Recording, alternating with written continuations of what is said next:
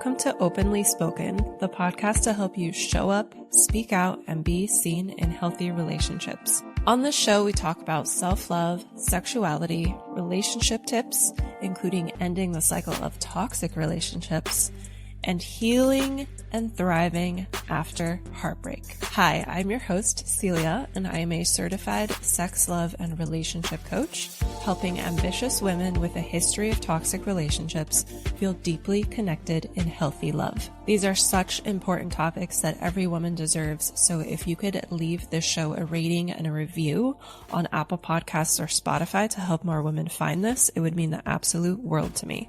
Thank you so much for being here today. Now let's dive into the show.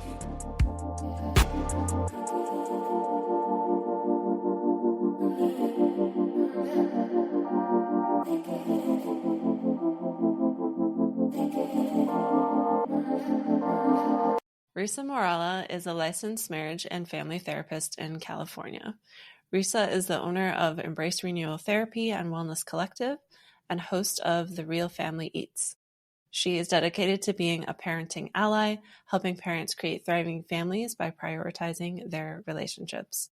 Both ventures are aimed with the goal of helping parents feel less alone in the hard stuff and supporting their success as a family. Thank you so much for being on Openly Spoken today, Reesa. I'm excited to have you here.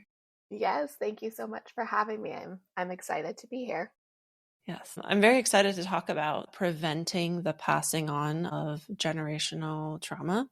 Mm-hmm. And I know that part of your work is just this really kind of like, I would say it's kind of like a perspective shift for parents to focus on the health of their relationship and putting their marriage or partnership first before their kids. Yes. And where would you like to start with that? Gosh, you're absolutely right. It is definitely a shift, I think, for many parents, whether, again, it's something that they saw generationally. You talked about kind of, how do you navigate some of that, some of what you've seen and kind of what's seeped in that way. And then creating kind of your new life and what you want it to look like. And so many times I think parents go into it because there is just kind of naturally, I think, just pressure. You've got this life that's being entrusted into your hands. It's no longer just your life, it's somebody else. And so I think instinctually people go, well, I need to spend all my time and focus here and making sure that this life is fruitful and thriving. And they often forget about themselves. Their own identity gets lost. And especially if they do have a parent partner, that relationship just really goes to the back burner. And it is such a shift. And then many times when parents come to me and I kind of tell them this, they look at me like I have 10 heads. Like, what do you mean? Because it is such a foreign concept to kind of say it's okay. In fact, it's very much needed for us to be able to actually create the thriving kids that we want to have a really strong, solid foundation for them to launch off of. And that really starts, in my opinion, in my experience, with us individually, and then with our relationship and that partnership. Yeah. I think it's so needed as well because there's just, as a relationship coach, I don't have kids, first of all. So I'm kind of like, how do I navigate this topic from the perspective of like someone who does not have kids? But as a relationship coach, I feel like I do see that there's just a lack of skill in being deeply connected in relationships. And I feel like that might be learned in childhood from witnessing our parents not being connected with each other, because they're putting all the focus on us. And I'm remembering back when I used to work in a daycare, like almost 10 years ago. And one of the moms there, like, she gave me advice. She's like, let me give you some advice for like whenever you decide to become a parent. And she was like, don't put your kids first, put your marriage first, because that will benefit your kids. She was like, do not put your kids first. Like, please, whatever you do, don't do that. Yeah. And what's really interesting is on my own podcast, I actually interviewed someone who came on to talk about her journey with empty nesting and her kids leaving the nest, if you will, and going off and flourishing and having their own lives. And she said that for her was a real moment where these children left her home and she was left with just her partner and whatever relationship they had created over the last however Mm. many years. And that was Mhm. it. That's what they were left with. And so at that point, oftentimes if it's being neglected for those 18 plus years, it probably isn't super comfortable to now be left with this person who has essentially become a stranger or a Yeah. roommate in your house. Yeah. And to try to then cultivate something after this, however many years of just space and distance emotionally, mentally from this person, even though physically you're in the same house, that there's something that's could really be missing when we're missing that emotional component and that connectedness, and just this is a partner, this is a friend, my best friend in fact. And sometimes that can be when we get in that habit of putting it on the back burner. It's just when we wake up and we finally have that air because the kids have gone and they don't necessarily need us in that same way, that's all you have left.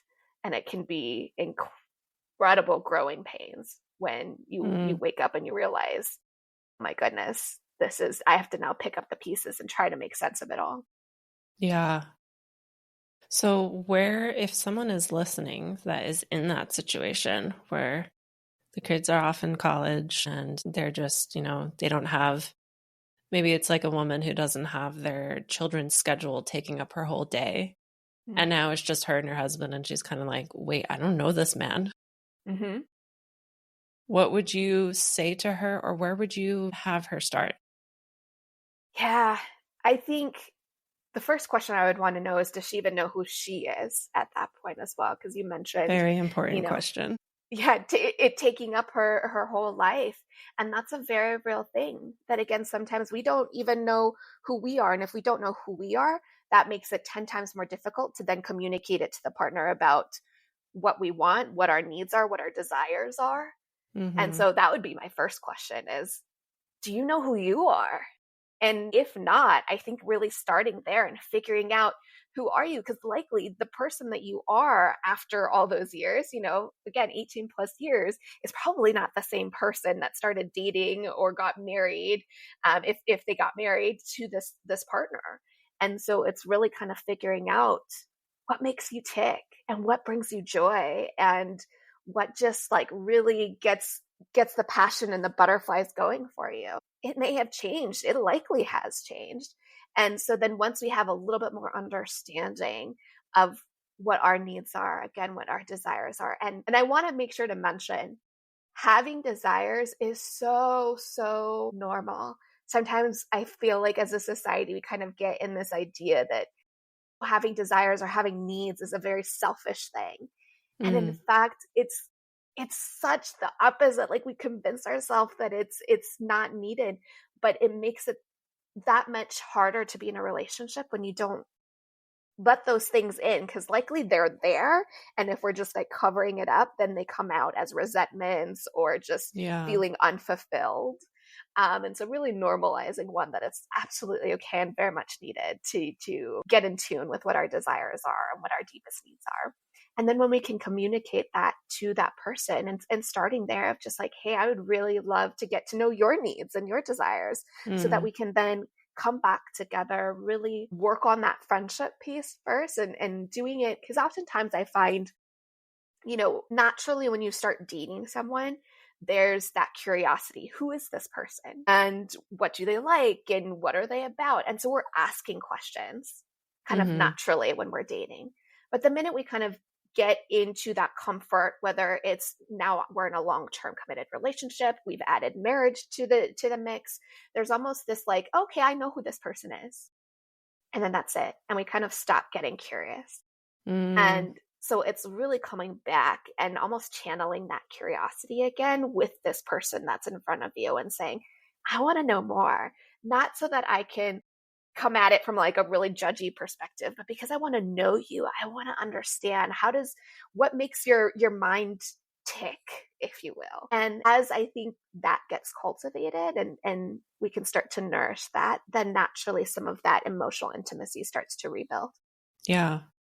And like you said earlier about who you are now after the kids have left the nest is different than when you first started dating. It's the same thing with your partner, like you just said. Mm-hmm. We ask the questions when we're dating, but then once we're, long-term committed, we stop asking those questions, but they're changing too. And Mm-hmm. I think I'm curious if you ever run into people are maybe afraid to figure out what those changes are, because like I've seen kind of this kind of narrative of if you change, it's like bad for the relationship. Those it's kind of depicted in movies sometimes too, where it's like, oh, you've changed, like you're a different person. And it's kind of depicted as this like negative thing, like you have to be the exact same woman I married. Mm-hmm. Yes, I can echo that. I feel like I can just off the top of my head, name a couple that follow that same storyline. Mm. And you're absolutely right that it is often depicted as kind of a negative thing. And I think part of that is because sometimes, especially if we haven't necessarily allowed ourselves permission to do our own growing and our own changing, that there's almost, it's more often than not coming from this like almost jealousy piece. If we really dug deep into kind of what's the function of this feeling kind of I need to come at you, it's oftentimes the kind of almost that jealousy of like, wait, it's not fair. Like, why do you get to change? And maybe you haven't given yourself permission to kind of say, hey, do I have things that have changed about me? Or and again, maybe it's something that has kind of been passed down of just when they've seen change in others, it has been more negative. And so then there's this perception of that if I change, that it's could mean that we're not going to get along the way that we used to. And if we don't get along the way that we used to, does that mean that you're going to leave me? And if you're going to leave me, gosh, that feels really scary and I'm going to be left alone. And so again, I think very much sometimes it either comes from that jealousy piece of just like, oh, I wish I could say the same thing, or that I could be in tune with myself. And then sometimes it comes very much from a fear place and trying to like protect ourselves, because there's, our brains can be really good at convincing us that if this happens, could it mean that I get left alone or that this relationship ends? And the thought of that is way too scary. So now I'm going to make it about you. And you did this, you changed. I think that also really just meticulously illustrates the passing down of trauma, of generational trauma, because like you just said, we might have examples of the past. So maybe we might have examples from our parents' relationship of when there was change, it meant a negative thing. So because we learned that, we learned like, yes, that might be true in that relationship, but there's also so many other relationships that exist. But when we are kids, like we just see the one with our parents or our close family caretakers. We don't see the whole spectrum of relationships. So then we tend to just kind of operate within those same relationship dynamics, and the cycle just continues. It sure does. And it's easy to kind of fall into that because it is so known. There's almost a comfort of like, oh, okay, this is what I saw. This is how to handle this. That if it's not an intentional choice to kind of learn something different, to go out and explore something different, it is so incredibly easy to just kind of fall into, this is what we do. So this is what I'm going to do. This is what I know. And, I can even say just for my own life, I don't know how many times I've heard from my own parents, well, this is all I know. And that was the rationalization for whatever action or behavior that was being chosen. That's kind of some good self-awareness, maybe. They're saying this is all I know instead of like, well, this is the way it is, They're like, well, this is all I know. So yeah, I don't know. Maybe that's some self-awareness there. Absolutely. And it could be. And I think that's, I always tell people, the self-awareness is the first step. And then it becomes a decision. Do I want to keep doing this? Or do I want something different? And then just kind of owning that decision, that if you're choosing to, this is all I know, I'm not really interested in learning anything else, then that's a decision that we're making versus, sometimes I think we get really, again, it's very easy to kind of slip into, well, this is all I know, so this is what you get, and that's it, Yeah. and um, kind of almost saying, it's out of my control. I have no say in this. So Hmm. yeah, absolutely. So what do you think it takes to be that person that, because like you said earlier, the way that we are navigating our relationships is very comfortable, Mm-hmm. and going against that brings up fear. So what would you say it takes in a person to really break through kind of that pattern of however it is they are being in their relationship that is causing low levels of emotional intimacy and connection? Honestly, I think it first almost kind of takes them hitting whatever their version of rock bottom. That's enough kind of motivation to Hmm. say, all right, something's got to give. Something's Yeah. got to be different because I can't do this anymore. Hmm.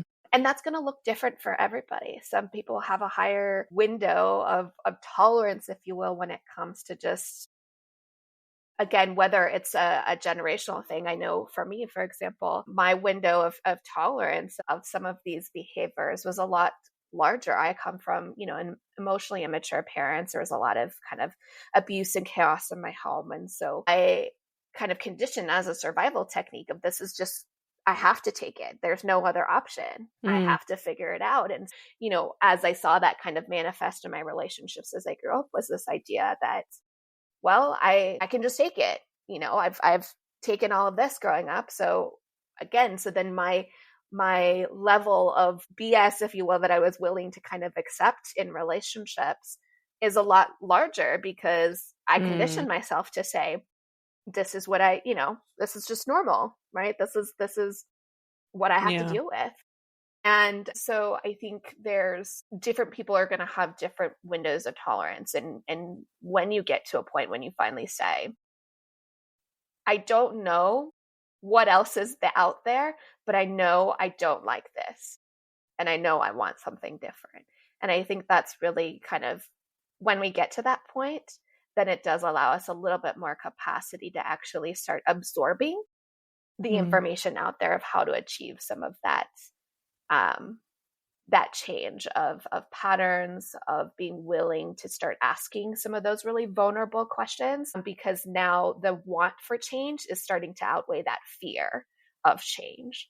Mm. And so then it allows just a little bit more ability for us to start going into some of those vulnerable pieces. And if you're willing to go in there, my usually recommendation when I'm working with folks is going in there with as much curiosity and as much compassion as you possibly can, because it is really scary. And if we're going in there with like a very judgmental mindset, it's going to be 10 times scarier because we're going to look at every little thing and then we're going to start judging it. Oh, I shouldn't do that. We start using the word should, Mm. right? And instead, if we're going in there with curiosity and then tons of compassion, that we can really look at ourselves and almost going into that inner child work of looking at ourselves as that child of maybe we didn't have that modeled for us, and how can we model it for ourselves now, and Mm. what would that look like?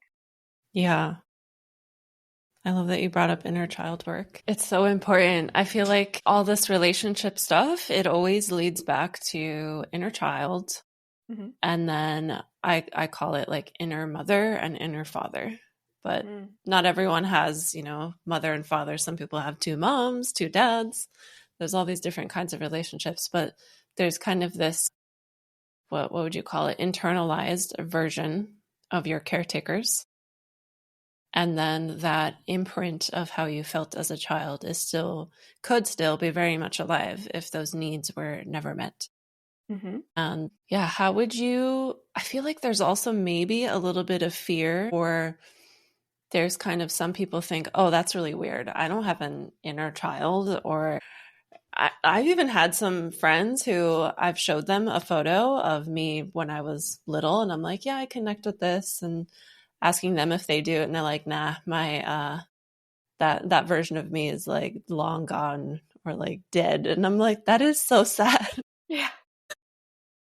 Yeah. So for people who think it's like weird and think that, how could that possibly work? Because you really are kind of like using your imagination when you're connecting with your inner child or internalized caretakers. Can you speak to how, even though we are using our imagination and even though our childhood was in the past, how is that still benefiting us in the present and moving forward in our lives? Yeah. That's a great question because it is sometimes when you speak about inner child, you know, I think so many people are like, oh, that's all this mumbo jumbo, and Yes. kind of very, very, very heady stuff. And what I have found is so important, and part of the reason, usually when I find folks that have said, something similar, like you said, that my childhood's long, and is our brains are really good, in my opinion and experience, at protecting us, and so it's likely come having to shut the door on that child has come from a place of trying to protect us, because if we open that door, Mm, again, going back to what you mentioned, that fear, that's way too scary. yeah. And our brain goes, no way are we gonna go I there. have I have chills. Like my arm hairs are standing up. Yeah, because it's Yeah. such a real thing, and our brains are going, we need to protect you at all costs, and so if it means we need to close the door on that child so we can't hear that child screaming, then that's what we have to do, because that's too uncomfortable. That's too Hmm. much to handle. If I open it, I don't know if I can get out. And That so takes a lot of energy too, because there's constantly this absolutely. part of yourself that you're like shutting up and Hmm. stuffing down. Yes. And I often find that when people are finding themselves kind of having emotional outbursts that they feel that are out of control, and they have no idea how it came about, and they feel like they're going from 0 to 100 in a split second, that it's that door threatening to come out, and it's being triggered in some way, shape, or form. And Mm, because, again, out of a need to protect ourselves, that door yeah. has been closed, locked tight, we're not aware. And so there isn't that self awareness to be able to say, this is what's being triggered in that moment. Because, again, we've closed that door off. So it's still in our body, it's still in our Yeah. subconscious. And that's likely what's coming out in those big emotional bursts. And that's part of where I would say the benefits are of doing some of that exploration and starting to open that door up. It is scary. And so I would highly recommend making sure that you are with someone who is safe, that can go in there with you. Because, again, it's like, think about, again, a child trying to go into a dark closet. If that dark closet is really scary, it feels so much better when you can go in there with somebody else who Yeah. has your back, who is looking out for you. And so when we go in there, especially if it's not something that you're used to or that does feel weird, I would highly recommend making sure that you're starting that work with somebody that's really safe and trusted. And once we start to go in there, it does actually, using that imagination, like you said, and really trying to connect with that child at whatever age that your brain said, we need to close this off now for our Hmm. protection, for our survival, we need to close this off.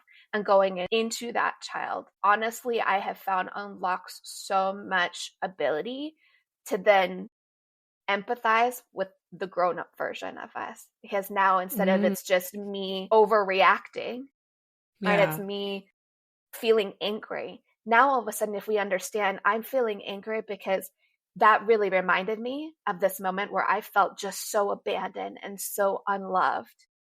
Now we Hmm. can look at us as grown-ups and say, gosh, that makes so much more sense. Like, of course you would feel really angry. Of Hmm. course your body would have a reaction.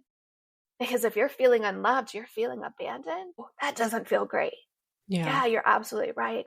And now there's a little bit more compassion to ourselves. And instead of all that self-hatred, why do you do this? Oh, you should do something different. And then once we start being able to access a little bit more of that compassion, then we can start saying, hey, how can I find safety? Because safety is really key. It's really important.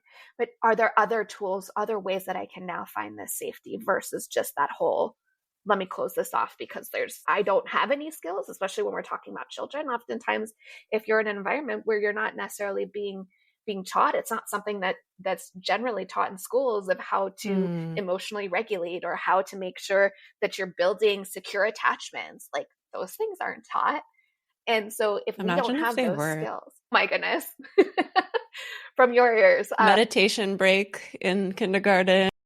Yes, my goodness, I would love it. I would jump up and down, because I always say, my joke is that I would love to be out of a job because the world is just thriving and just doing its thing, and that we're treating each other with love and kindness and respect. Like, I would love that. And so I would celebrate if that happened. But until then, Yeah. it is, because it isn't something that's taught. Our brain goes, well, closing this off and cementing it up is really the only way I know how to. And so Yeah. now that, as we're going in there as adults, especially if you're able to go in there with somebody that's safe and can really help you explore that, now we can start seeking safety in other methods that doesn't include just walling things up and kind of forgetting that it's not there. Hmm. And then once someone goes in there with someone who's safe, can you talk about what it means to reparent yourself?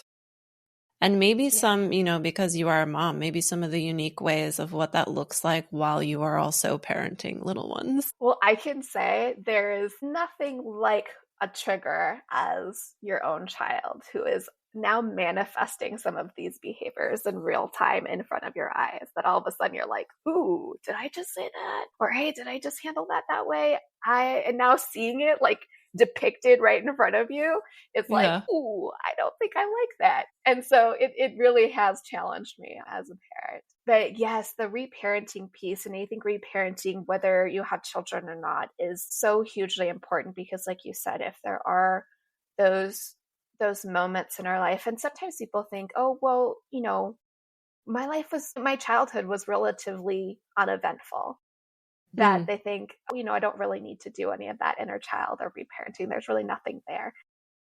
The difficulty is that, again, our brains are really, really good at picking things up. So even though we don't necessarily look at it and go, oh, it's a big T trauma, right? There's something like huge and monumental that I can point to. Yeah. Your body is likely still reacting to something.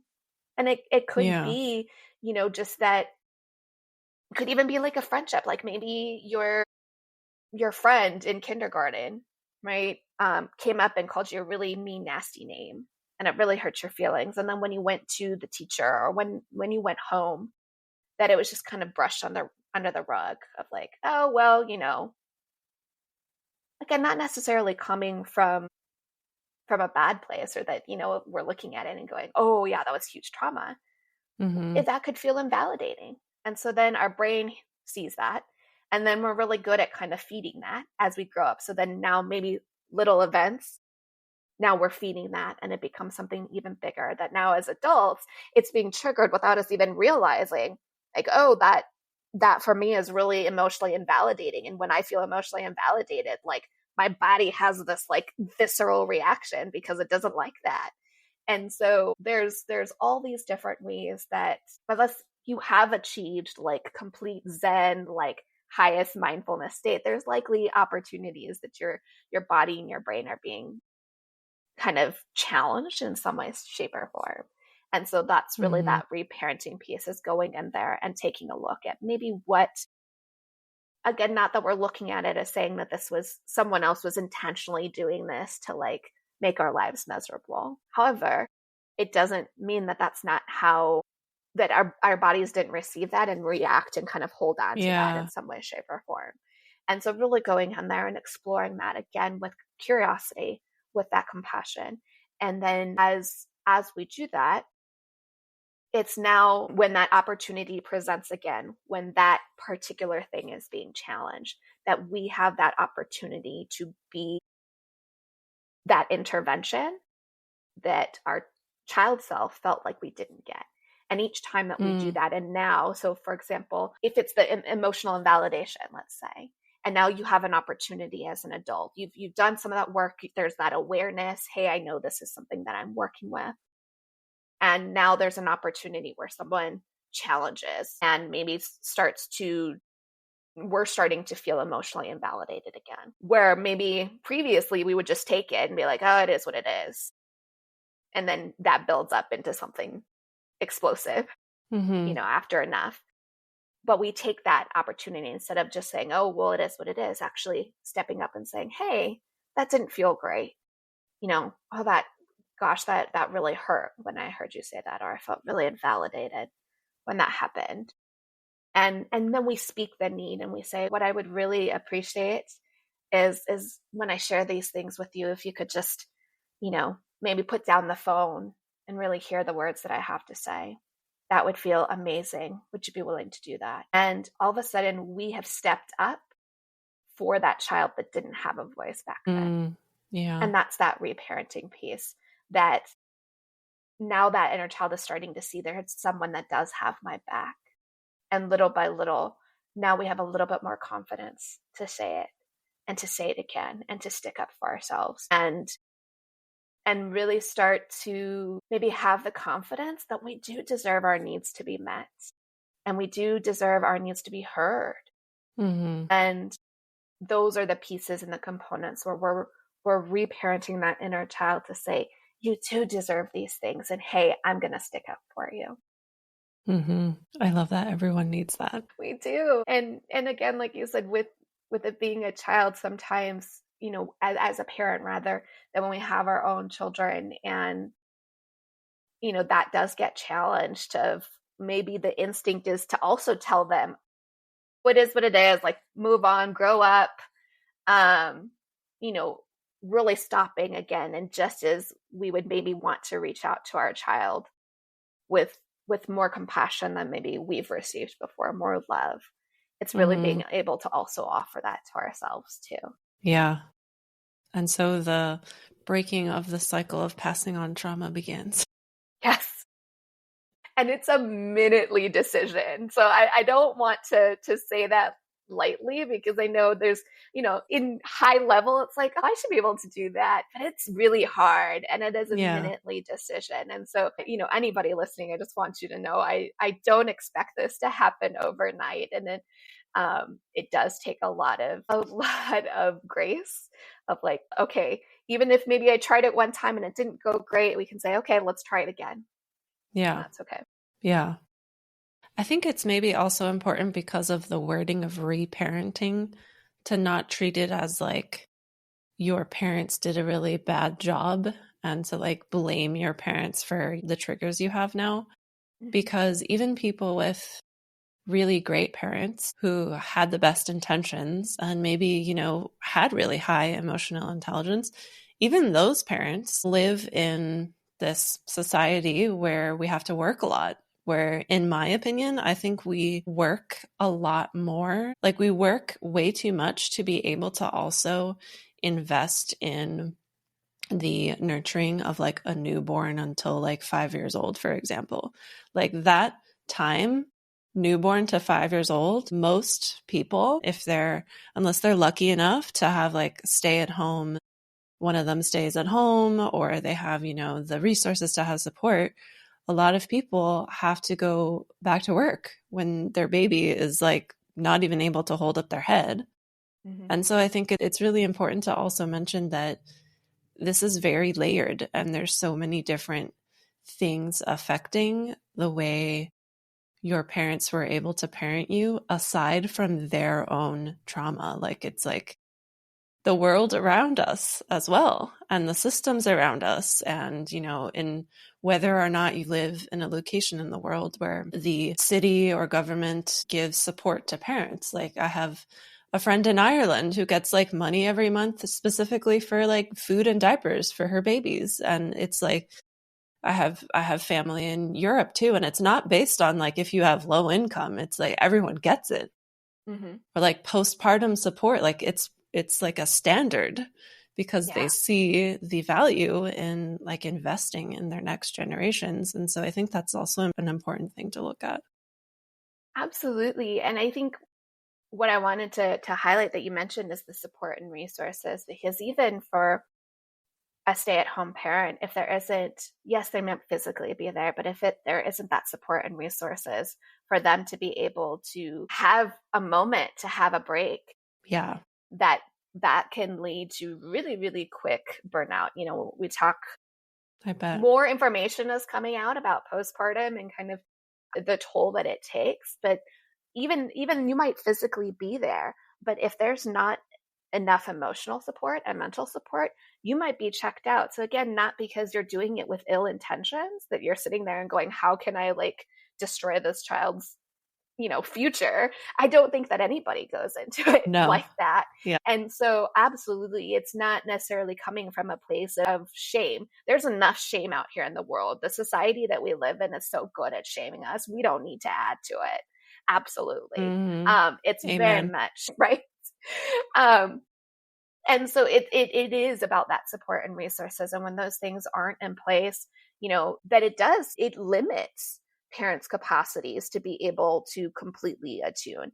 And like you said, they might be reading all the books and trying all the things. And in fact, that's something I tell my kids or my parents all the time is we're going to mess up our children.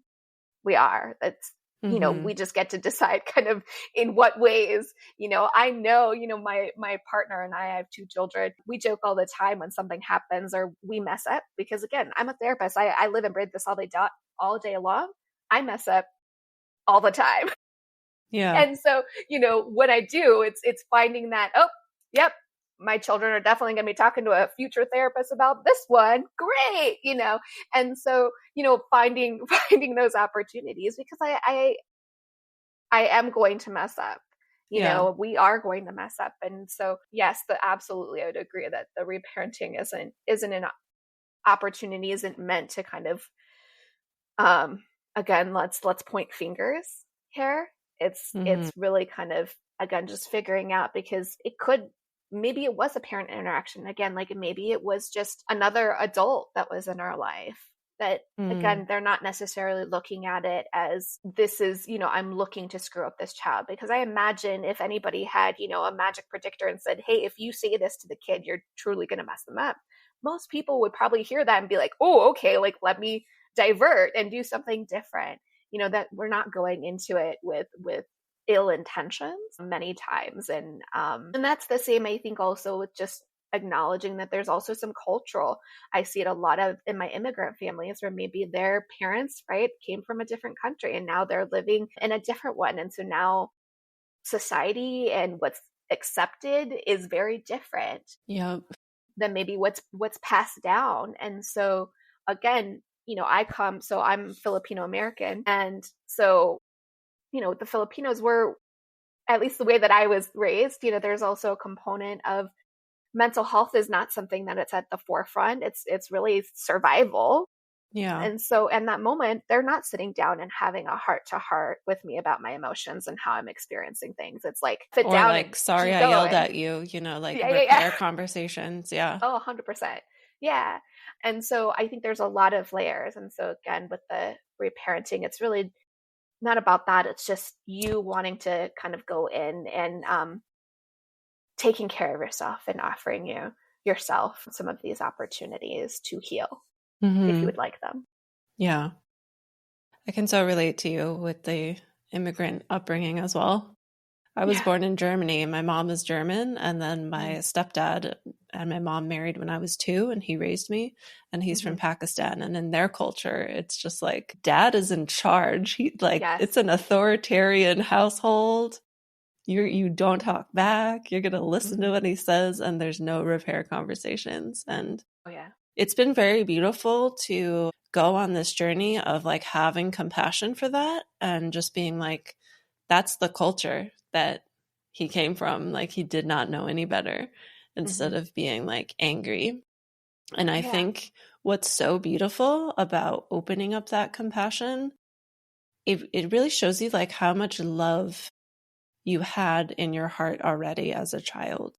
And like Mm-hmm. no one had to teach you to love. You were just born that way.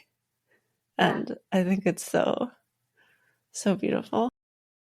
And I love that you mentioned that because I would absolutely echo children are some of the most forgiving creatures on this planet. And that's where I think, again, going back to where I live as far as my specialty and why I'm so passionate about it, is that if we have more resources and more support for these parents to be able to nurture themselves, nurture their relationships, it offers them more capacity to be able to come back to these children. And even though you've messed up 50 times, coming back 50 times and saying, like you said, a repair attempt and saying, hey, gosh, that did not go the way I wanted it to.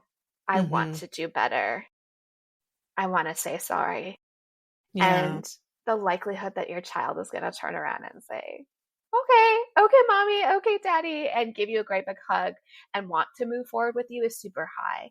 And so being able to kind of know that children in general, like you said, are very loving and very forgiving. And it's just giving them the opportunity to show us, and to also show them. That's such a great point to make because, again, I don't have kids, but I would imagine that some of the reason why some parents would not have the repair conversation is because of how vulnerable it is. And if you know going into it that the chances of your child, being forgiving and loving is very high, it's probably makes it easier for people to go ahead and move forward with that.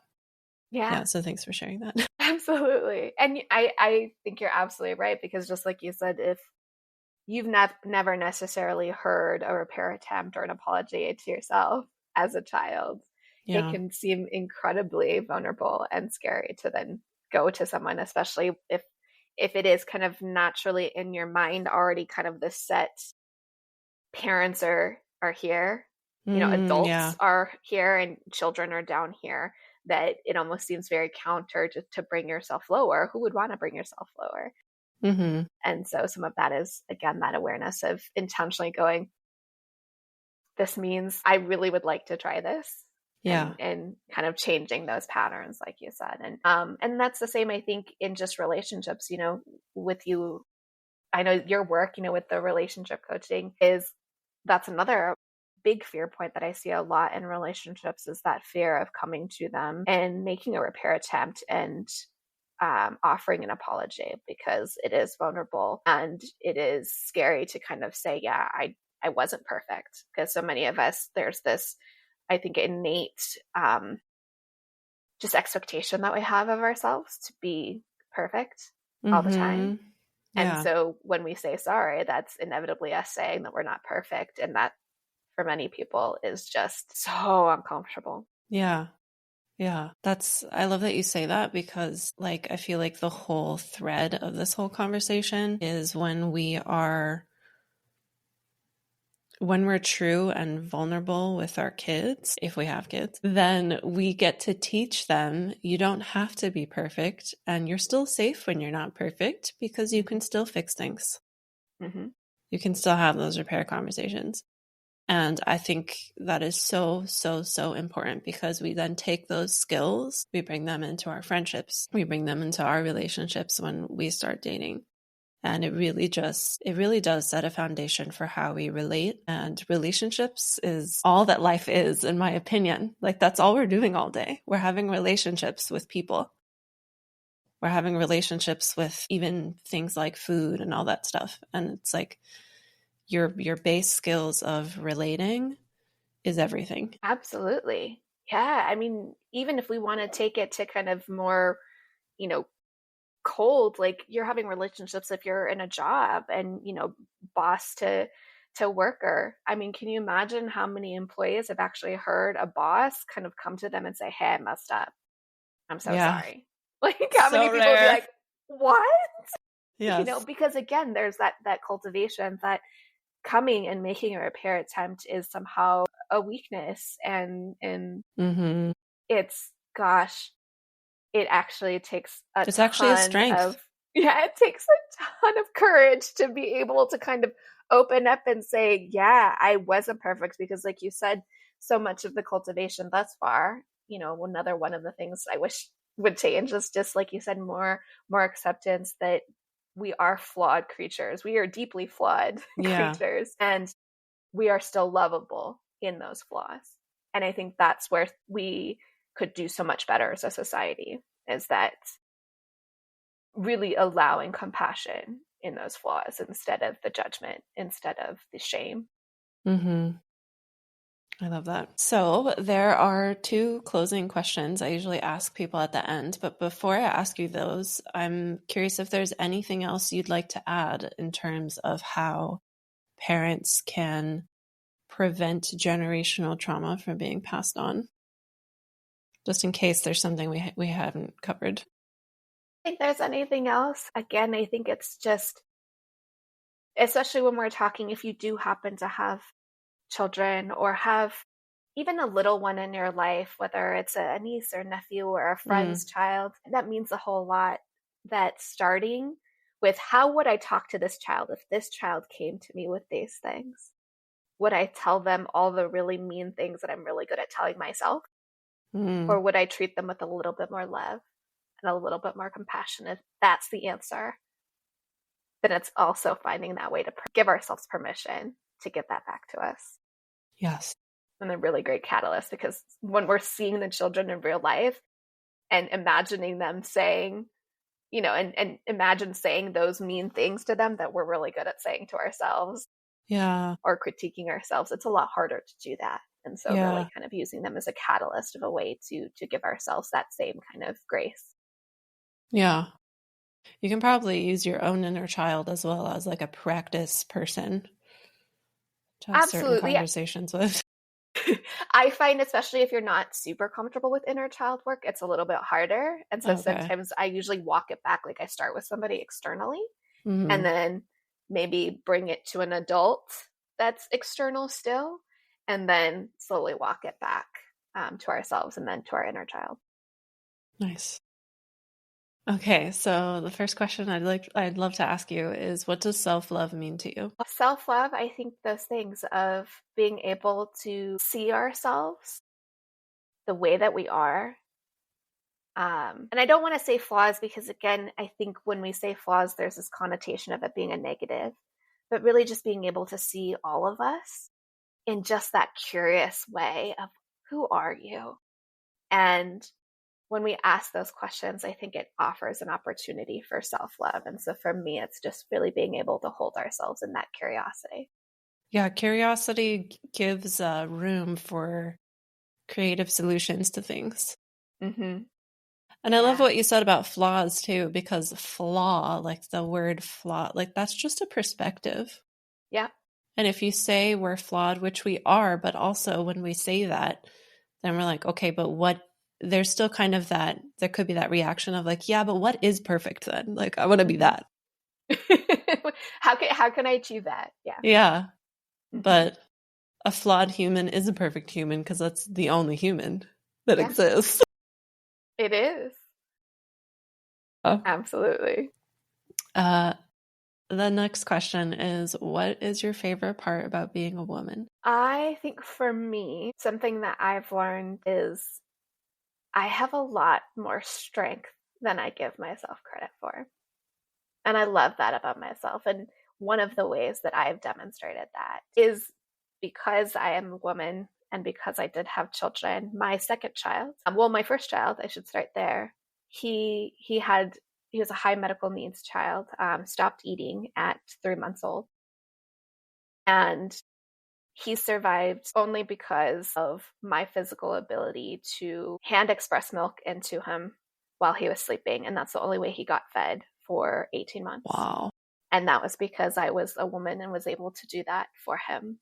And my second child was an unplanned home birth, completely as unmedicated. You as just like went into labor while you were home, like without.